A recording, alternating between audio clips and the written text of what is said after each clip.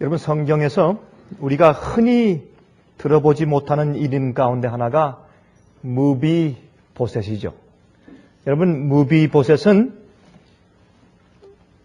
사울의 아들인 요나단의 아들입니다. 근데 이 이야기는 참 우리 마음 가운데 감동을 주는 이야기입니다. 흔히 우리가 자주 들어보지는 못하지만은 이 이야기는 우리에게 깊은 영적인 의미를 가르치는 이야기입니다. 참 우리가 성경을 연구할 때 우리가 한 가지 우리 마음 가운데 이제 생각해야 되는 것은 뭐냐면, 하나님께서 이 성경을 기록하실 때 참 기가 막히게 디자인을 하셨어요. 그래서 구약 성경에 있는 어떤 의미에서 하찮은 일처럼 보이지만은 그 얘기가 우리에게 구속의 경륜을 가르쳐주고 있습니다. 또 구약 성경에 있는 어떤 전쟁 이야기나 아니면 어떤 집안 사정 이야기인 것 같은데도 그 구약에 있는 그런 사건들이 바로 우리의 영생에 관한 하나님의 계획에 대해서 알려줄 수 있도록, 가르쳐 줄 수 있도록 기가 막히게 디자인돼서 성경이 기록되어 있습니다.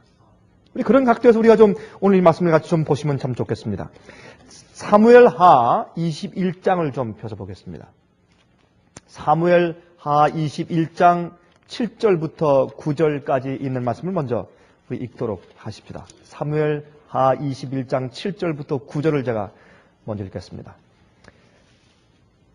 그러나 다윗과 사울의 아들 요나단 사이에 서로 여호와를 가리켜 맹세한 것이 있으므로 왕이 사울의 손자 요나단의 아들 무비보셋은 아끼고, 이에 아야의 딸 리스바에게서 난 자 곧 사울의 두 아들 알모니아와 무비보셋과 사울의 딸 메랍에게서 난 자 곧 무할랏 사람 바실레의 아들 아드리엘의 다섯 아들을 잡고. 자, 이거 보니까 7절과 8절에 무비보셋이라는 이름이 두 번 등장하죠. 맞습니까? 그러면 7절에 있는 무비보셋은 누구고 8절에 있는 무비보셋은 누굽니까? 같은 사람입니까? 다른 사람입니까? 다른 사람입니다. 그러면 이 8절에 나오는 무비보셋은 사울 왕의 아들입니다. 그러나 7절에 나오는 무비보셋은 사울 왕의 손자입니다. 9절, 저희를 기브온 사람의 손에 붙이니 기브온 사람이 저희를 산 위에서 여호와 앞에 목매어 달매 저희 7사람이 함께 죽으니 죽은 때는 곡식 배는 처음 날 곧 보리 배기 시작하는 때더라 그랬습니다. 여러분, 이거 참 재밌는 얘기입니다. 여러분, 보리를 베기 시작하는 첫날은 사실은 유대인들의 절기로 따지면 요제절에 속할 수가 있습니다. 꼭 그날이라고 정확하게 말씀은 안 했지만 요제절은 무교절에 이제 속하는 날로서 6월절 지난 다음에 제 3일째 되는 날은 요제절인데, 그때 보리의 첫 이삭을 이제 들여다가 첫 이삭을 하나님께 성소에 바치는 날이 바로 이때였습니다. 보리의 추수에 배기 시작하는 첫날이 바로 그때였습니다. 참 흥미있는 얘기입니다. 다시 말해서 하나님께서 예수 그리스도를 통해서, 아니면 성령을 통해서, 아니면 쉽게 해서 이른비 성령의 역사를 통해서, 아니면 예수님께서 십자가에서 돌아가시는 일, 부활하시는 일, 이런 모든 일, 주님께서 우리를 인생을 구원하시는 모든 역사를 이루시는 장면마다 주님께서 의로 인간들을 용서하시고 구속하시지만 동시에 그 주님의 언약대로 살지 않는 자들에게 심판이 동시에 주어집니다. 십자가는 우리의 구속의 상징이지만 또 동시에 심판의 상징일 수가 있습니다. 십자가 옆에 두 십자가 있었습니다. 한편 강도는 똑같이 십자가 위에서 영생에 들어갔습니다. 또 다른 편 강도는 십자가 위에서 그 똑같은 기회에서 똑같은 거리에 있었지만, 한 사람은 오른편에 한 사람은 왼편에 있었지만, 그러나 한 사람은 영생에 들어가고 한 사람은 영원한 멸망에 들어갑니다. 그러므로 십자가 자체도 받아들이느냐 받아들이지 않느냐에 따라서 영생과 심판으로 나누어 줄 수 있는 것입니다. 모든 각도가 그렇습니다. 그런데 여기 보면 왜 이런 말씀이 있느냐면, 사실은 여기에 지금 이 사울 왕이 이제 죽고 또 그 아들 요나단도 죽고 이제 다윗이 왕이 됩니다. 다윗이 왕위에 즉위한 다음에 문제가 생기는데 이제 그 이스라엘 나라 가운데서 특별히 어떤 일이 생기느냐 하면 이 기브온족들, 기브온 사람들이 말이죠. 이 사람들이 기브온족은 사실은 이스라엘의 지파가 12지파 가운데 속한 사람들이 아니었죠. 이 기브온 사람들이 사울 왕족, 사울 왕가들의 아주 큰 원한이 있었습니다. 그래서 이제 다윗 왕한테 이제 부탁합니다. 왕이시여, 이 원한을 좀 갚아주십시오. 그들이 언약을 어겼습니다. 그때 언약을 어겼기 때문에 다윗이 그들의 말을 들어서 그러면 사울 왕가에 대해서 심판을 베풀려고 이제 허용합니다. 허용할 때 이 사울 왕가에서 7 아들, 그 사울 왕의 자손 가운데 7 아들을 불러다가 7명은 처형합니다. 여러분 7이라는 숫자는 완전 숫자죠. 주님께서 완전히 구속하시지만 또 온전하게 공정하게 심판하시는 것입니다.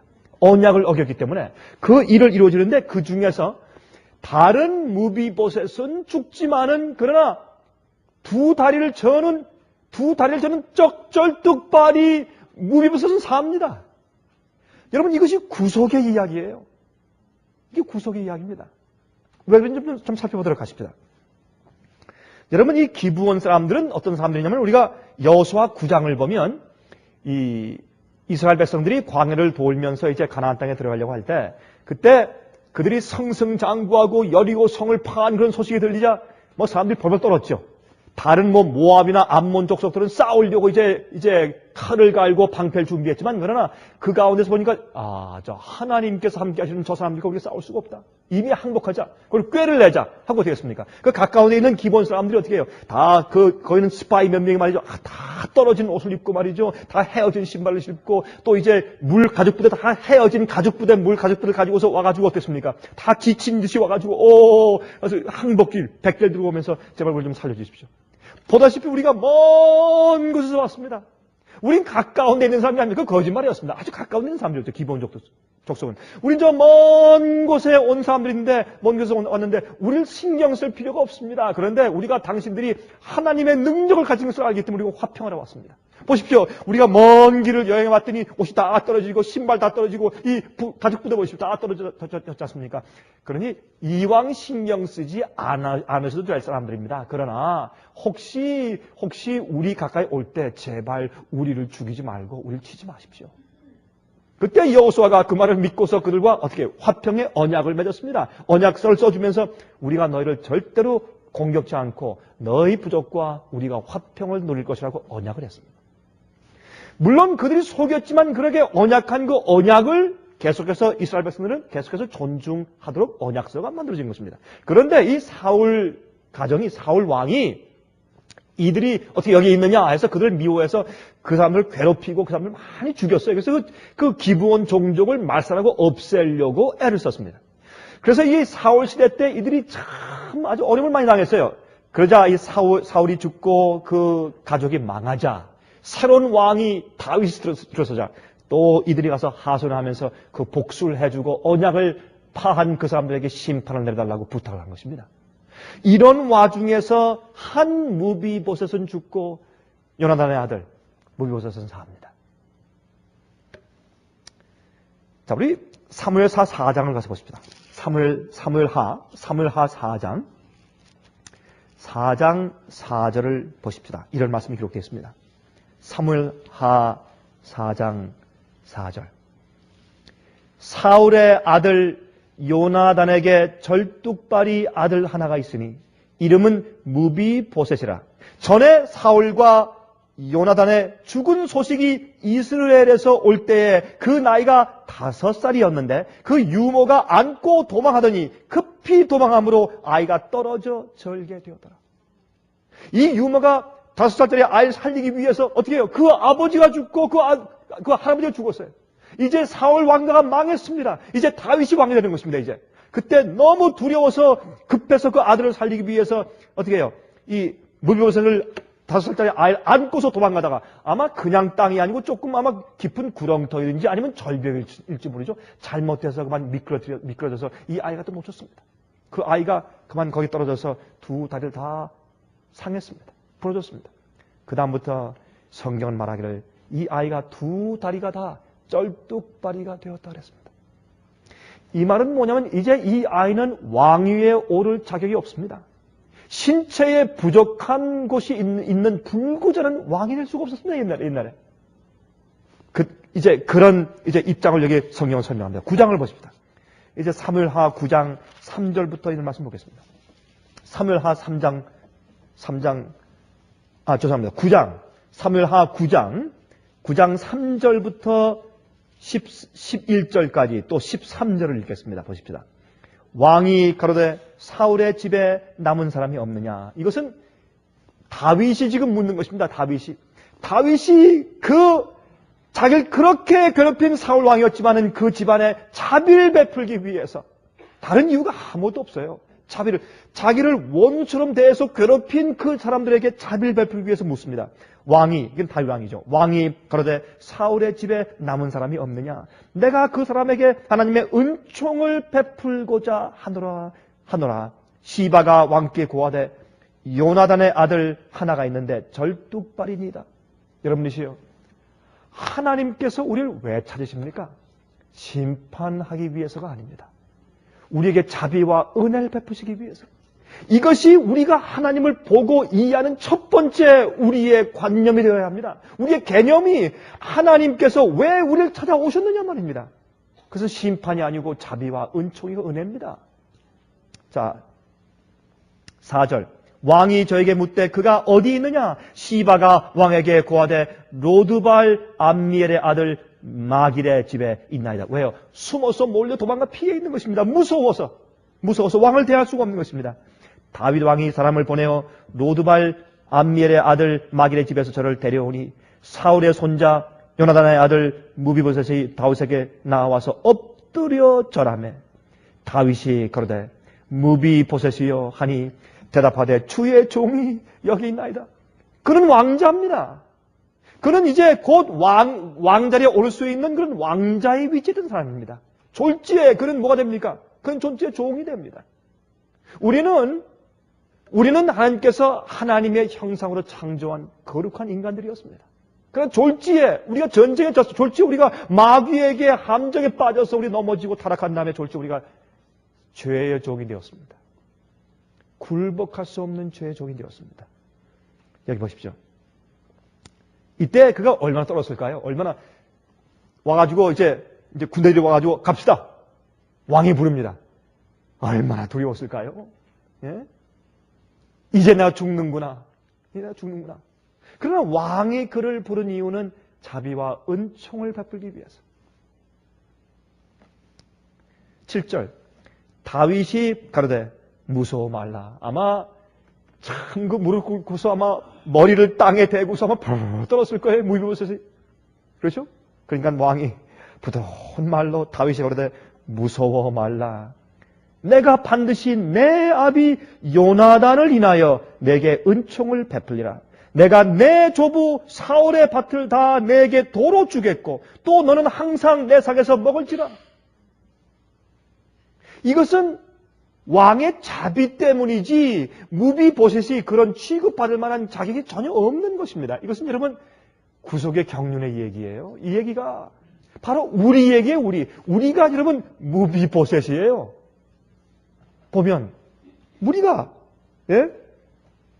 8절 저가 절하여 가로되 이 종이 무엇이고 한데 왕께서 죽은 개 같은 나를 돌아보시나이까. 여러분 진실로 말이죠. 우리가 이 사실을 우리가 정말 무비보셋이 말한 것처럼 우리가 진실로 말할 수 있다면 우리는 하나님께 반역적인 죄를 지을 수가 없습니다. 하나님, 우린 죽은 개 같은 사람입니다 라고 정말 말할 수 있다면 우린 절대로 주의 명령을 어길 수 없게 됩니다. 이 말을 우리가 진실로 할 수 있다면. 이 무비보셋은 바로 우리입니다. 내가 바로 요나단의 아들 두 쩔뚝발이 무비보셋입니다.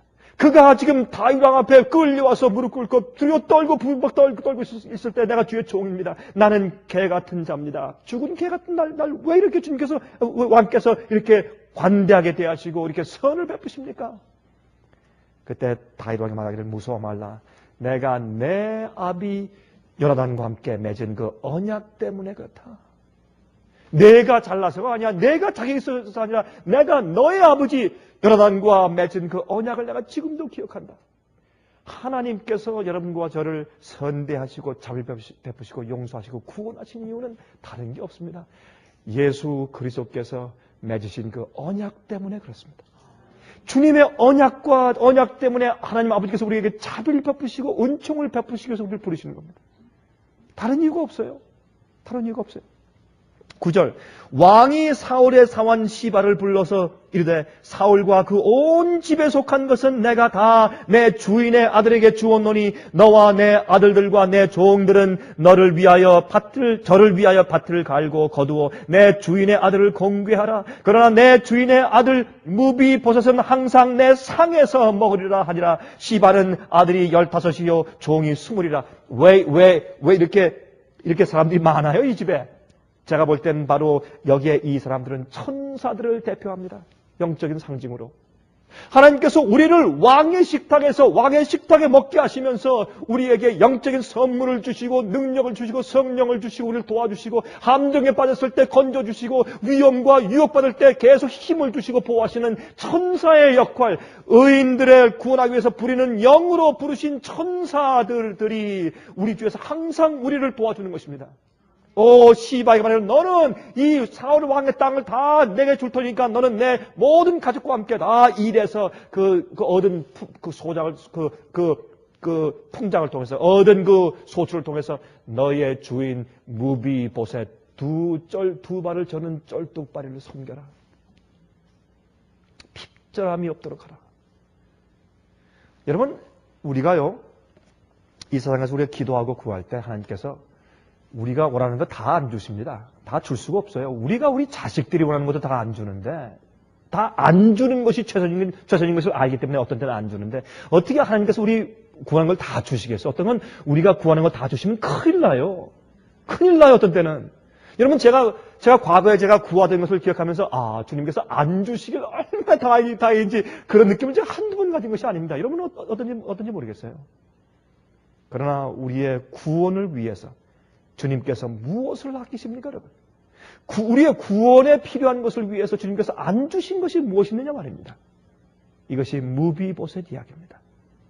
자, 저 뒤에 보시겠습니까, 이제? 11절.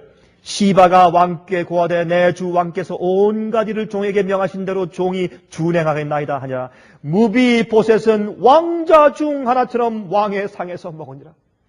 우리는 이 땅에 살고 있지만 우리가 예수님께 나아가 굴복하고 예수님을 나의 구세주로 받아들인 그 거듭남의 경험 하나 때문에 우리는 지금 하늘의 왕자로 하늘에 있는 것처럼 취급받고 하나님 아버지 상에서 먹고 살고 있지 않습니까? 실제로 13절 무비보셋이 항상 왕의 상에서 먹음으로 예루살렘에 거하니라. 그는 두 발이 다 쩔뚝이었더라. 여러분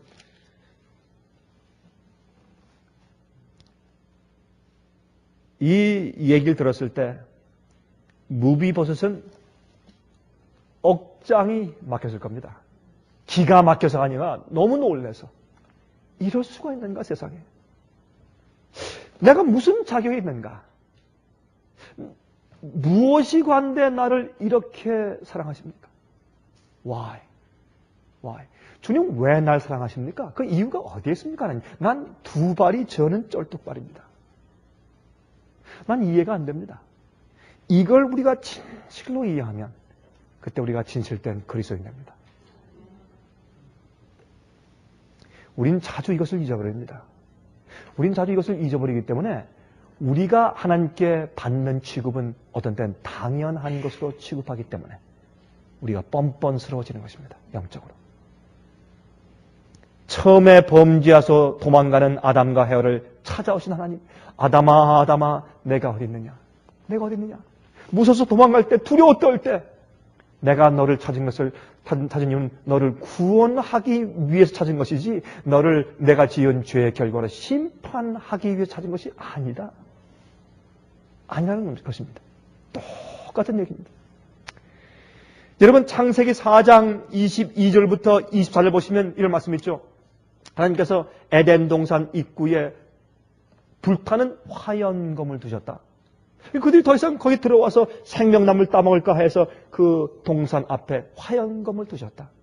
여러분 그 화염검은 물론 천사가 더 이상 들어오지 못하게 막았죠. 그건 사실이죠. 그들이 범죄한 상태에서 영원히 살면 되겠어요? 안 되죠. 죄를 범죄한 타락한 인간이 그런 상태에서 영원히 사는 것은 그에게 저주고 또한 우주에게 불공평한 일이에요. 의인들에게 불공평한 일이에요. 그 사람이 다시 영원히 살 수 있게 준비된 다음에 영원히 살 수 있는 몸을 주신 다음에 하나님께서 그를 영원히 살게 하셔야 돼요. 그러나 그들이 불타는 화연검을 그 앞에 두었다는 것은 여러분 다른 뜻이 있어요. 그건 하나님께서 천사가 말이죠. 불타는 검을 따가지고 탁 들면서 여러분 가끔 그런 그림 보시죠. 그림 가운데 보면 아담과 해와가 막 양의 가죽옷을 입고서 말이죠. 두려워서 뒤로 쳐다보면서 두려워서 이렇게 도망가는 그림이 있으면 그 뒤에 천사가 말이죠. 불타는 검을 탁 가지고 나가 다시는 오지 마라. 이런 같은 그림 여러분 보시죠 가끔. 전 그 그림 볼 때마다 제가 느껴요. 저건 잘못 그린 그림이다, 저건. 저건 잘못됐다. 성경, 여러분, 창세기 4장의 말씀을 전 오해한 것이다. 저는 그렇게 이해해요. 전 잘못됐다. 하나님께서 그렇게 하신 것이 아니다. 여러분, 불타는 화연검인데 두 그룹 사이에 왔다 갔다 하는 화연검물이었어요. 여러분, 그 원어를 보시면은 두 그룹 사이, 여러분, 하나님은 어디에 좌정하십니까? 두 그룹 사이에 지성소에는 법궤 위에도 두 그룹이 있는 가운데 주님의 쉐키나 영광이 있고 그게 시온자 아니에요? 에스겔에서 보시면 1장과 10장에도 두 그룹 사이에 좌정하시고 그렇죠? 내 생물도 그들은 그 그룹이라고 성경은 설명해요. 그룹 천사, 스랍 천사가 있고 그룹 천사가 있어요. 그룹 천사는 주님의 보좌 주위에서 항상 주님을 옹이하는 천사가 그룹 천사예요. 스랍 천사는 왔다 갔다 하면서 우리를 도와주고 당신의 일을 하시는 기별자들이 스랍 천사고 그룹 천사는 주님의 보좌 주위에 항상 있어요. 그러면 그룹 사이에 화연검이 있는데 왔다 갔다 한다. 이게 뭐냐면 지금 모세가 계시 가운데 보니까 지금 아담과 해가 나가는데 가면 두 그룹 천사가 존재하는 그 가운데 번쩍번쩍 빛나는 어떤 모습이 왔다 갔다 해요. 그분이 하나님이세요. 보니까 어떻게 길쭉한 불타는 칼처럼 뭐예요? 길쭉한 하나님의 임재 그것이. 하나님이 왔다 갔다 하면서 뭐라고 말씀하십니까? 아담과 해와야 절대로 영원히 가지 말아라. 내가 너희를 다시 이곳으로 불러올 계획이 나한테 있어. 아담아 해와야 두려워하지 말아라. I love you. 내가 너를 사랑한다. 너에게 소망이 있다. 나에게 계획이 있다. 절대로 영원히 가지 말아라. 너에게 소망이 있어. 그래서 여러분 가끔 그런 경험이 있죠. 여러분 처음으로 아들을 딸을 학교로 보내는 여러분들 기억하시죠? 예? 버스 정류장에서 아니면 공항에 가가지고 아들과 딸이 저기 게이트로 나갈 때 눈물을 이렇게 닦으면서 그 끝에 그 뒷모습이 안 보일 때까지 이렇게 흔들고 또 가다가도 안 가죠. 비행기 떠나서 하늘에 가는 것을 봐야 가죠 또. 왜요? 아들과 딸을 떠나보내요. 그 안쓰러워서 그걸 볼 수가 없어요, 엄마 아빠가. 여러분, 그 모습이에요. 같이 살던 에덴 동산에 있던 아담과 해를 내보내면서 할 수 없이 죄의 대가로 내보내면서 그게 공의와 사형은 같이 가야 되는 거니까. 내보내면서 크게 안쓰러워서 안절부절 못하며 왔다 갔다 하시는 하나님의 모습이 화연검이에요. 우리가 이 사실을 이해하면 하나님께 반역할 수가 없어요. 이걸 자꾸 모르니까 자꾸 반역하지. 자꾸 죄를 짓고 계명을 어기는 것이에요. 이걸 알면 우리가 정말 무비보셋의 입장을 우리가 이해하면 주님께 반역적인 삶을 살 수가 없어요. 우상과 습관적인 죄가 우리 생활에 있을 수가 없어요. 그건 불가능한 일이에요. 어떻게 그게 가능해요, 여러분? 하나님을 사랑하는데. 그건 불가능한 일이에요. 여러분, 이 무비보셋은 다윗 왕의 그 좌석에서 왕과 함께 먹어요. 왕이 먹을 때 이제 식사가 준비되었나이다. 왕이시여 드시옵소서 하면 왕이 저렇게 가면은 누가 거기 따라갑니까? 왕들이 다 따라오는데 그 왕자들 사이에 쩔뚝파리가 그 당시에 휠체어가 있었는지 모르지만 아니면 이런 무슨 나무 작대를 짚고 갔는지 그걸 모르겠습니다. 아니면 어떤 하인들이도 안고 갔는지 모르죠. 그러나 왕자의 깨끗한 옷을 입고 참 특권의 대우를 받으면서 그 왕의 뒤를 따라가 그 식탁에 앉아서 먹는 것입니다. 여러분, 식탁에 앉아 먹는 사람들이 계속 그 왕의 근엄하고 자비스러운 모습을 계속 보면서 그가 어떻게 왕에게 반역적인 마음을 품을 수가 있겠습니까? 왕의 식탁에서 같이 먹고 살고 있는데, 우리가 죄를 짓는 이유는 하나밖에 없어요. 하나님과 함께 같이 식사하고 같이 살고 있지 않기 때문에 범죄하는 것이에요. 다른 이유가 없어요. 우리가 하나님의 인재에서 나가 있으니까 범죄하지. 그런 이유 말고는 범죄할 이유가 없어요. 왜요? 내가 왕의 식탁에서 같이 먹고 그 자비를 베풀고 은총을 베푸고 근엄하고 자비하고 참 도덕적인 왕의 얼굴을 항상 보는데 왕을 닮게 돼 있지. 어떻게 왕에 대해서 잘못된 생각을 품을 수 있겠어요? 그건 안 되는 거죠. 그래서 이 무비보셋이 말이죠. 다윗에게 반란을 내가 또 이 정부를 뒤엎어가지고 내가 왕이 돼야지, 그런 생각을 절대로 품을 수 없고 불가능했던 이유는 뭐냐면 그의 왕이 자기를 취급한 데 대한 감격 때문에, 감사함 때문에 아니에요. 여러분과 제 마음 가운데 구원에 대한, 십자가의 은혜에 대한 감격과 감사가 사라지잖아요.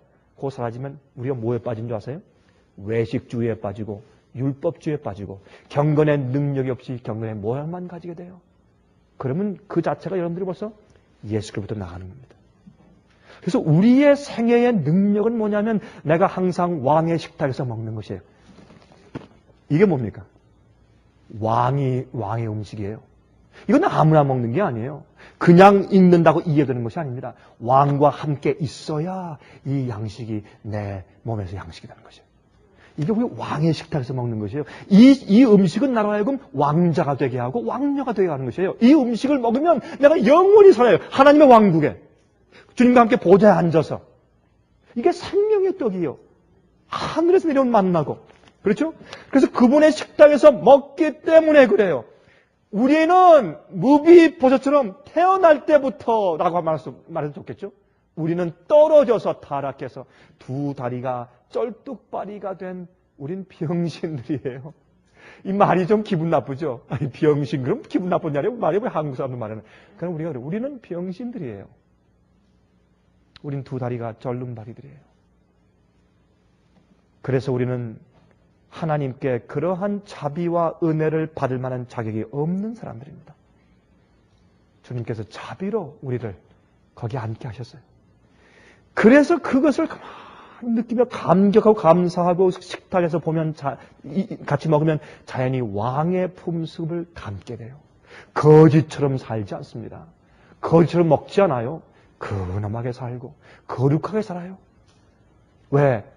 왕의 식탁에서 함께 먹으니까. 품위가 생겨요. 많은 사람들은 식사할 때 불만과 싸움의 정신에서 식사해요. 참된 거듭난 그리스도인들은 감사함으로 먹을 수가 있습니다. 그래서 모든 음식마다의 십자가의 사인이 기록되어 있고 마시는 모든 물 한 모금 한 모금마다의 하나님의 사랑이 적혀 있다고 했어요. 그러한 사랑이 죄를 짓고 싶어도 죄를 짓지 못하게 만드는 것입니다. 여러분, 요한일서 3장을 가서 보십시오. 요한일서 3장을 가서 보세요. 어떻게 기록되어 있는 거 보십시다. 요한일서 3장을 보시면 여러분, 요한일서 3장에 여기 말씀하시기를 이렇게 말씀했죠. 요한일서 3장 3절에 주를 향하여 이 소망을 가진 자마다 그의 깨끗하심과 같이 자기를 어떻게 해요? 깨끗하게 하느니라. 6절 그 안에 거하는 자마다 그분과 함께 식탁에서 먹는 자마다 범죄하지 아니하나니 범죄하는 자마다 그를 보지도 못하였고 그를 알지도 못하였느니라. 이게 무슨 말입니까? 9절 하나님께로서 난 자마다 죄를 짓지 아니하나니 이는 하나님의 씨가 그의 속에 거하며 저도 범죄치 못하는 것은 하나님께로서 났습니다. 이런 엄청난 얘기를 설명하기 전에 이런 엄청난 우리가 하나님께 속한 왕자고 왕녀라는 사실을 얘기하기 전에 지금 요한이 뭐라고 말씀하는 거 보십시다. 1절에 보십시오. 3장 1절에 보라 아버지께서 어떠한 사랑을 우리에게 주사 하나님의 자녀라 일컬음을 얻게 하셨는고 우리가 그러하도다. 그러므로 세상이 우리를 알지 못함은 그를 알지 못하기 때문이라 그랬어요.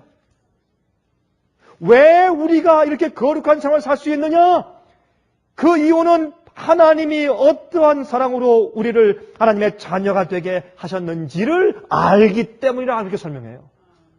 이 인트로덕션, 이 서론 잊어버리고 뒤만 강조하면 이건 잘못하면 외식주의가 되어버려요. 왜요? 경건의 모양은 있는데 그렇게 만들어주는 경건의 능력과 파워가 자기 속에 없어요. 그 파워는 뭡니까? 하나님이 나를 왜 이렇게 취급하시는가 하는 것을 알아야 돼요. 주님, 나는 죽은 개 같은데 주님께서 나를 어떻게 이렇게 호일내게 베푸십니까? 하나님이시. 이렇게 굴복해 보세요. 절대로 여러분들 마음 가운데 반역이 있을 수가 없어요. 절대로 불순종을 있을 수가 없어요. 그래서 범죄치 못하게 되는 근본 이유는 바로 여기에 있습니다. 이것을 이해한 것이에요. 이것이 메마르면, 이 이해와 사랑과 내 마음의 감격이 메마르면, 그러면 바로 형식주의에 빠지는 거예요, 여러분. 그러면 남들이 볼 때 저 사람은 경건의 모양은 있지만 실제로 생활해 보니까 저 사람은 그리스도인이 아니라 이거예요. 여러분들이 마음 가운데 경건의 능력을 잃어버렸어요. 하나님이 내게 어떻게 취급하시고 어떤 분인지 그 감격을 잃어버렸으니까 여러분이 행하고 순종하는 모든 것이 경건의 능력으로 하는 것이 아니라 형식적으로 하려고 했기 때문에 외식주의요. 그것이 랍비주의고 그것이 바리새인주의였어요, 여러분. 이것이 많은 그리스도인이 빠지는 또 하나의 함정 가운데 하나입니다.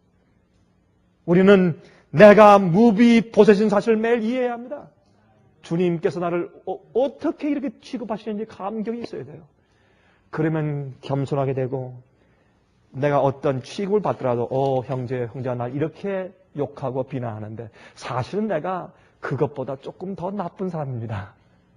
그것이 가능한 이유가 하나님이 나를 어떻게 취급하셨는가를 알면 그렇게 할 수 있게 되는 것이에요.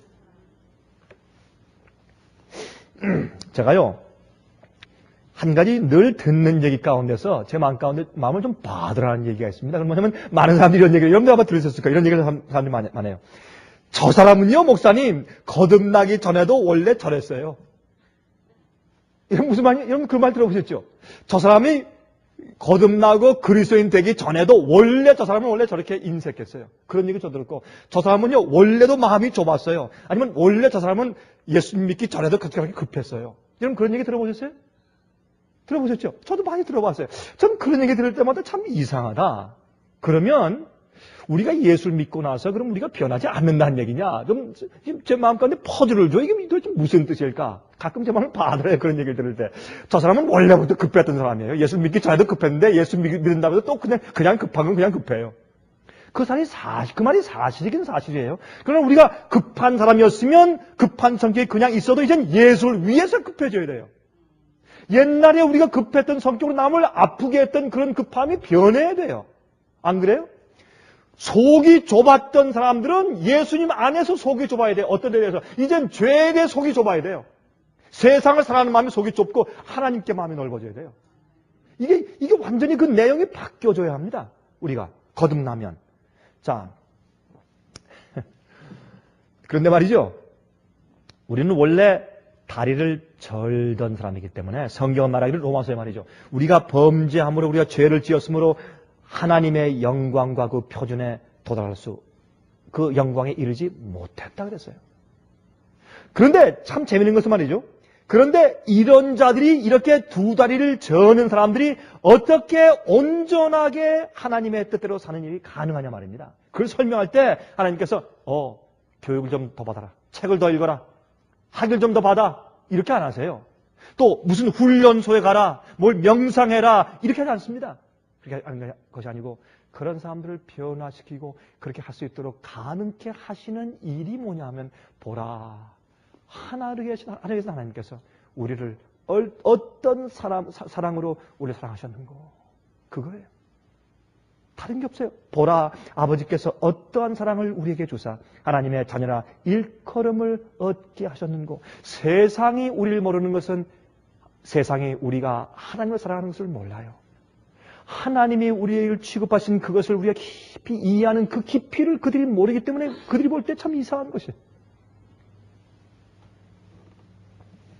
하나님께서 나를 어떻게 취급하시는지를 진실로 깨달으면 그러면 남을 어떻게 취급하시는지에 대한 나의 태도가 달라져요.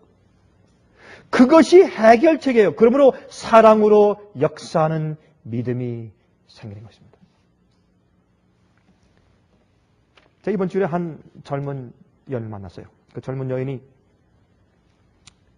호주에서 온 여인인데 자기의 간증을 말하면서 저한테 얘기했습니다. 목사님, 저는요 주님과 함께 매일 동행해서 주님의 뜻대로 살지 않을래야 않을 수가 없어요. 그건 안 하는 건 저한테 불가능한 일입니다. 그렇게 얘기를 했습니다. 그래서 제가 왜 그런지 물어봤어요. 근데 자기의 그 배경을 설명하는데 제가 그 사람의 입장에 있더라도 주님과 동행하지 않는 일은 불가능하겠어요. 제가 볼 때. 마약에 빠져서 고생한 이야기, 죽어서 사경을 헤매던 이야기, 자살하려고 자기 손목을 끊고 죽으려고 했던 이야기, 불행했던 자기가 정말 좋은 직장 가지고 잘 살았지만 그러나 정말 불행해서 살던 마약에 중독되었던 그 자신을 쭉 설명을 들어보고 정말 그렇구나. 그런 입장에서 구원하신 하나님의 사랑을 얘기하는데 참 정말 눈물이 아니면 들 수가 없어요. 그 감정이 있으니까 주님의 말씀을 어기거나 자기를 위해 살기 위해서 이기적인 욕망을 위해서 결정하려고 하다 보면 그런 유혹이 들어와도 절대로 그럴 수 없는 것은 어떻게 해요? 과거에 주님께서 나를 어떻게 구하시고 주님께서 나를 어떻게 취급하셨는지 그걸 알고 감사하기 때문에 할 수가 없어요. 이것이 여러분과 제 마음 가운데 커지는 것이 이것이 그리스도인 완전의 생활의 가능성이에요, 여러분. 이게 커지면 우리는 완전할 수 있어요. 율법을 지키려고 하는 드라이브는 우리를 완전케 하지 못해요, 여러분. 제가 어제 설명드린 것처럼 그건 몽학 선생이에요. 이 몽학 선생이 율법이 우리를 예수께 데려다 주면 예수님과의 관계와 은혜 때문에 우린 율법을 범할 수가 없는 사람이 되는 것이에요. 그래서 우리가 율법을 폐하는 것이 아니라 더 이상 율법이 필요 없습니다. 아침에 일어나면 율법을 딱 주고서 오늘 범죄하지 마, 오늘 거짓증거하지 마라. 오늘 부모를 공경해야 돼. 오늘 우상숭배하지 말아야 된다. 오늘 가늠하지 마라. 이게 더 이상 필요가 없어요. 왜? 우리 마음이 계명과 일치한 마음을 받았기 때문에 더 이상 그 계명은 우리가 필요가 없어요. 계명이 지킬 필요가 없는 것이 아니라 제 계명이 우리에게 더 이상 리마인드 해줄 필요가 더 이상 없어요. 왜? 우리는 주님 안에 계명을 지키는 성품을 받고 있기 때문에 우리는 은혜 아래 있어요. 계명 아래 있잖아요. 이게 능력이 그리스도인들의 능력이 이게. 그게 구약이 말하는 것이고 그게 신약이 말하는 것입니다. 그래서 사랑은 율법의 완성이라고 말하는 것입니다. 우리가 이웃을 정말 내 몸처럼 사랑하는 마음이 생겨버리면 율법이 필요 없어요. 뭐 때문에 율법이 필요해요? 이미 율법을 내가 지키는 심령 가지고 살고 있는데 왜 율법이 나한테 그런 것을 자꾸 말해줘야 돼? 그건 잔소리예요. 내가 주님을 내 온 마음과 뜻과 정성을 다해 사랑하고 굴복하면 더 이상 우상 숭배하지 말라. 나 위에 다른 신을 내가 두지 말라. 주의 이름을 망령되이 읽지 말라. 안식을 기억해서 거룩히 지키라. 이런 말이 더 이상 필요가 없어요. 내가 하고 있는데 내가 기꺼워서 즐거워서 하고 싶은데 무슨 그런 잔소리가 필요하냐 말이에요. 어떤 의미에서. 여러분이시여, 우리는 어떤 때는 우리 그리스도인 생활을 거꾸로 살아요. 계명이 우리를 드라이브하면 바로 그게 형식주의요. 예수의 사랑이 우리를 드라이브하게 하세요. 이게 무비보셋 얘기입니다. 이게 무비보셋 얘기입니다. 한 번은 제가 이제 어떤 사람이 돈이 필요했는데 제가 알았어요. 그 돈이 필요했는데 이 사람한테 그 돈을 제가 느끼기를 내가 이 사람한테 그 돈을 좀 줘야 되겠다는 생각이 들어가는데 물론 뭐 돈이 있는 사람들에겐 그게 뭐 아무것도 아닌 액수인데 가난한 목사인 저에게는 그래도 큰 액수 아니에요. 안 그렇습니까? 근데 이걸 이 사람한테 지금 필요하다는 걸 제가 금방 지금 알게 됐는데 이걸 줘야 할 텐데 제가 뭐가 떠오르냐면 저의 개인적인 필요가 탁 지나가고 우리 집사람의 필요가 지나가고 내 아이들이 뭐 지금 당장 뭐 사달라고 하는데 그걸 못 사줬어요. 그게 필요가 탁 지나가는데 그걸 빨리 쓰면 참 아니 하나님께서 내가 뭐 이걸 가지고 저 사람한테 좀 필요가 있는데 알면서 안 주고 내가 가족을 위해 쓴다고 주님께서 너 이기적이야 너 이게 심판하실 일은 없다. 난 그 생각이 들어가 있어 마음 가운데서 내가 뭐 주님께서 저 사람한테 저 돈을 주시려면 좀 조금 더 나은 사람을 통해서 감동해 주시지 왜 날 통해서 주실 필요가 있나. 내가 그런 생각이 일어났어요. 여러분 그렇게 하다가 제가 그 다음 시간에 그때가 야영의 기간이었습니다. 그 다음 시간에 제가 시간을 쓰는데, 제가 설교를 하는데 제가 뭘 설교하냐면 제가 예수님의 십자가의 사랑을 설교했어요. 십자가의 사랑을 설교하고, 제가 이제 의의 문제를 설교하면서 십자가의 사랑을 높이면서 쭉 의에 대해서 하나님만 의다. 우리가 의롭게 살아야 된다. 그러면 그 의가 뭐냐? 어떻게 의롭게 살 수 있느냐? 그걸 쭉 설명하다가 제가 십자가 얘기를 쭉 하는데 그 설교를 하면서도 제가 느끼는 게 제 마음 가운데 파워가 떨어져요. 왜 그렇겠어요? 말은 하는데 제가 살질 않아요, 지금. 제가 항상 제 집 다 팔고, 자동차 다 팔고서 집에 가지고 우리 식구들은 다 밖에 내 앉아서 천막 치고 살고 다 도와주라 이런 뜻은 아니죠. 그렇죠? 이웃은 무엇이 이웃이에요? 우리에게 나의 도움이 필요한 자가 이웃이에요. 어떤 사람은 말이죠. 내 형제 자매도 내 이웃이 아닐 수가 있어요. 왜? 내게 필요를 요구하지 않으니까. 나의 도움이 필요가 없어요. 어떤 사람은 내 바로 옆집 사람도 내 이웃이 아닐 수가 있어요. 왜? 나의 도움이 필요치 않으니까. 여러분, 착한 사마리아의 비유를 통해서 말씀하신 건 뭐냐면 내 이웃이 누굽니까? 이웃은 지금 우리가 볼 때 지나가다 보든지 그 사람이 아프리카에 있든지 한국에 있든지 남미에 있든지 카나다에 있든지 아니면 내 이웃에 있든지 어디 있든지 나의 도움을 필요로 하도록 성령께서 내 마음 가운데 감동을 주시면 그 사람은 내 이웃이에요. 내가 도와줘야 돼요. 그게 이웃에 대한 정의예요. 그 착한 사마리아인에 대한 비유를 말씀하시면서 우리가 주신 정의입니다. 그래서 그 당시에 그 여인이 저한테 이웃이었어요. 제 도움이 좀 필요해요. 주님께서 제 마음 가운데 감동하신 거예요. 제가 거절했어요. 그 다음 주에 제가 설교를 하다가 제 마음 가운데 십자가 설교를 하는데 제 말씀에 능력이 자꾸 떨어져요. 제 마음 가운데 지나가는 생각이 있었습니다. 내가 이 말씀을 하지만 내가 입으로 말을 하는데 내 마음 가운데 이 말씀을 하는 능력이 없구나. 내가 그 이유는 나는 알아요. 아무도 몰라요. 나만 알아, 나만. 왜요? 제가 인색한 겁니다. 내가 인색한 겁니다. 주님께서 현재 내 주머니에 있는 그 돈을 그 사람한테 도와주면 주님께서 저를 축복하신 통로를 여는 것인데 제가 인색한 것입니다. 여러분, 거짓 증거하지 말라 여기서 끝나는 게 아니에요. 이웃을 내 몸처럼 사랑하는 것이에요. 여러분, 십계명은 우리가 사는 생활의 가장 기본적인 원칙을 말하는 것이지 우린 거기에서 또 높이 자라 올라가야 돼요, 성장해서. 맞습니까? 난 살인 안 해. 그러므로 난 계명을 지킨다. 그게 아니에요. 원수를 사랑하라까지 나가야 돼요, 우리는. 표준이. 이런 예수 그리스도의 성령이 내 마음 가운데 거할 때만 가능한 겁니다. 그래야 그게 가능한 거예요. 어떻게 그게 가능해, 우리에게? 우린 쩔눈발이라 뛸 수가 없는데, 우린 무비보셋인데. 제가 그걸 깨닫고, 그 시간 끝나자마자 가서, 가방에 이렇게 봉투 같은 걸 다 꺼내가지고, 제가 줬어요. 어떻게 목사님의 돈을 내 절대 죽어도 못 받습니다. 왜 못 받습니까? 내 돈은 거의 이상하게 묻었습니까? 왜 더럽습니까? 왜 못 받습니까?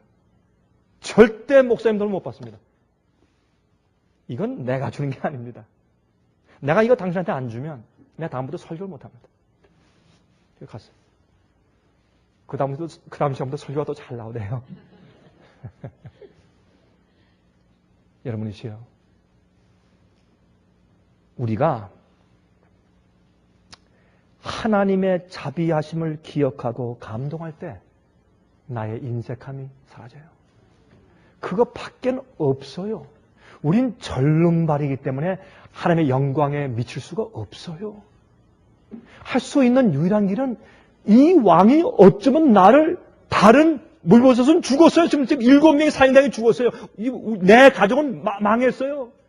그런데 왕이 어쩌면 나를 이렇게 자비롭게 취급하셔서 나를 왕자의 하나로 취급하시고 같이 식당에서 맨날 먹게 하시냐 말입니다. 종들을 시켜서 모두 내가 지금 일할 수 없으니까 다 일해서 그 소출을 가지고 내가 먹고 살게 하시고 어떻게 이렇게 하시냐 말입니다.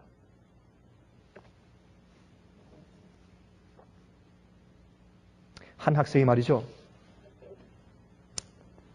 설교하는데 그 설교하다가 그 끝에 한 시를 읽었습니다. 근데 영어로 그 시를 읽는데 가만히 들어보니까 참 그 시가 감동적이더라고요. 그 시가 이런 시였습니다. 한 불구자가 쓴 시입니다. 그 불구자가 이런 시를 썼더라고요. 나는 보지도 못하고 말하지도 못하는 불구입니다. 나는 다른 사람들이 가지고 있는 것을 나는 가지고 있지 못합니다. 그들이 볼 때 난 볼 수가 없습니다. 그들이 말할 때 난 말할 수가 없습니다. 그러나 나는 다른 사람들이 가지고 있지 못한 것을 내가 가지고 있습니다. 나 같은 사람을 사랑하신 하나님의 사랑과 섭리, 은혜, 그것은 다른 사람들은 알지 못합니다. 다른 이들은 하나님을 나처럼 이해하고 사랑할 수가 없을 것입니다. 나는 그들이 가진 것이 없지만 그들은 내가 가진 것을 가지고 있지 못합니다. 야, 가만히 생각해보니까 그 시가 참 아름다운 시더라고요, 이게. 다시 말해서 이런 뜻입니다. 우주에 살고 있는 타락하지 않은 자들과 천사들은 여러분과 저처럼 하나님을 이해하고 사랑할 수가 없습니다. 왜요?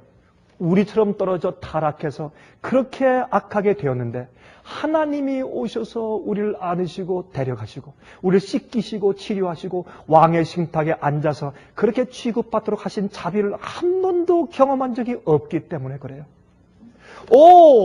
보고 들었긴 했지만 그들이 우리처럼 느끼고 체험하지 못했기 때문에 하나님의 은혜란 단어를 여러분과 제가 아는 것처럼 그들이 이해할 수가 없습니다. 그래서 그들이 가지고 있지 못한 것을 우리가 가지고 있습니다. 이것이 우리로 하여금 하늘에서 영원히 살기에 안전한 자들이 되게 하는 것입니다. 이 불구잔 시를 쓸 때 나 같은 자를 사랑하신 주님의 크신 은혜를 보통 성한 자가, 건강한 자가 느끼는 것처럼 배로 느꼈어요. 하나님 나 같은 자를 배 더 깊이 느꼈기 때문에 그가 어떻게 해요? 죄가 많은 곳에 뭐가 더 많다고요? 은혜가 많아요. 남들보다 자기는 주님을 이해하고 감격하고 감사하고 살아가는 것이 남들보다 배나 더 커요.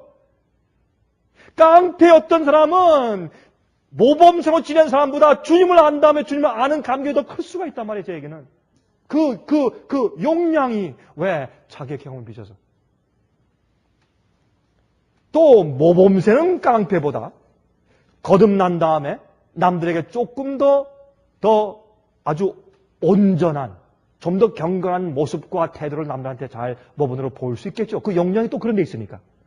그리고 한 가지 알 것은 여러분이시요. 이 모든 일에 마지막 우리가 주님께서 이렇게 말씀하신 것처럼 마지막으로 우리가 정말 그리스도인 되게 하는 그 한 가지 문장, 딱 한 가지 문장이 뭐냐면 보라 아버지께서 어떠한 사랑을 우리에게 주사 하나님의 자녀라 일컬음을 얻게 하셨는고 우리가 그러하도다.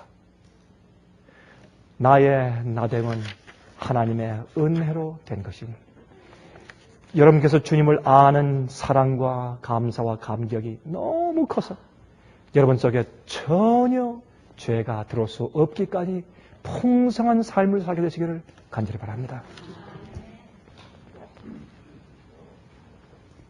하늘에 계신 우리 아버지께서 어쩌면 그렇게 우리를 그렇게 자비롭게 취급하시고 영생으로 인도하셨는지 참 어떤 때는 우리가 이해하기가 힘들 정도로 감사합니다. 주님, 우리는 태어날 때부터 불구로 태어났습니다. 우리는 하늘의 왕으로 취급받을 자격이 없습니다. 우리는 실제로 영적인 무비보셋들인 것을 솔직히 인정합니다. 자비하신 하늘에 계신 아버지시여, 우리가 주님의 사랑과 그 무한하신 희생과 아들까지 주신 사랑을 우리가 감사하며 우리 마음 가운데 감격합니다. 주님, 이런 생각이 우리 속에서 더 깊이 많이 생기게 해주셔서 이것이 우리 그리스도인 생에 우리의 삶을 인도하고 푸시할 수 있는 원동력이 되게 해주시옵소서. 두려움의 이유가 아니고 이기적인 동기도 아니고 우리가 하나님의 은혜를 생각할 때마다 주님의 뜻대로 살지 않을 수 없는 정말 주의 사랑이 우리를 강권하시는 사람들 되게 해주시옵소서. 그래서 헌신하고 그래서 희생하고 그래서 순종하고 그래서 굴복하고 그래서 버릴 수 있도록 도와주시옵소서. 예수 그리스도의 거룩하신 이름을 의지하여서 간절하게 기도합니다. 아멘.